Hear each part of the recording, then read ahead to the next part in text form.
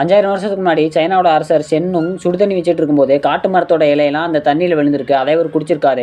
So இப்படி ஒரு ஆக்சிடென்டலாக தான் டீ கண்டுபிடிச்சாங்க. 3000 டைப்ஸ் ஆஃப் டீ இருக்கு. அந்த தண்ணிக்கு அப்புறம் அதிகமாக குடிக்கப்படுற பெவரேஜ் டீ தான். கமேலியா சனன்ஸுங்கிற செடியோட இலையில இருந்து தான் டீ ரெடி பண்றாங்க. டீ ஒரு விலை உயர்ந்த பொருளா இருந்தது. நிறைய கலப்படம் பண்ணாங்க. 1770 மரத்தூள் மட்டும் இல்லாம ஆட்டு சாணத்தையும் கலக்கி கலப்படம் பண்ணாங்க. டீ பேக் 1901 கண்டுபிடிச்சாங்க. அப்போ பட்டுல டீ பேக் செஞ்சிருக்காங்க. டீல கேஃபீன் இருக்கு. அதாவது ரிஃப்ரெஷ் பண்ற ஒரு பொருள். மோஸ்ட்லி டீயை தூக்கம் வராம இருக்க பண்றாங்க. சைனால இருந்து ஜப்பான், அங்க இருந்து ஐரோப்பான்னு வேர்ல்ட் ஃபுல்லா ஸ்ப்ரெட் ஆச்சு. ஒரு வருஷத்துக்கு 5 மில்லியன் மெட்ரிக் டன் தேயிலை அறுவடை பண்றாங்க. வருஷத்துக்கு 40 சென்டிமீட்டர் மழை வர கூலான கிளைமேட் இருக்கிற இடத்துல தேயிலை நல்லா வளரும். அசாம் அண்ட் டார்ஜிலிங்ல இருக்க பிளாக் டீ இலைக்காக இந்தியா ரொம்ப famous. China, Japan green tea இலைக்காக ரொம்ப ஃபேமஸ். நம்ம எல்லாருமே டீயை ஒரு ரெகுலர் ட்ரிங்கா எடுக்கிறதுக்கு முன்னாடி அதை ஒரு மெடிசனாக யூஸ் பண்ணிட்டு இருந்தாங்க. அதனால பாத்தீங்கன்னா இதுல கொஞ்சம் நல்ல விஷயங்கள்லாம் இருக்கு.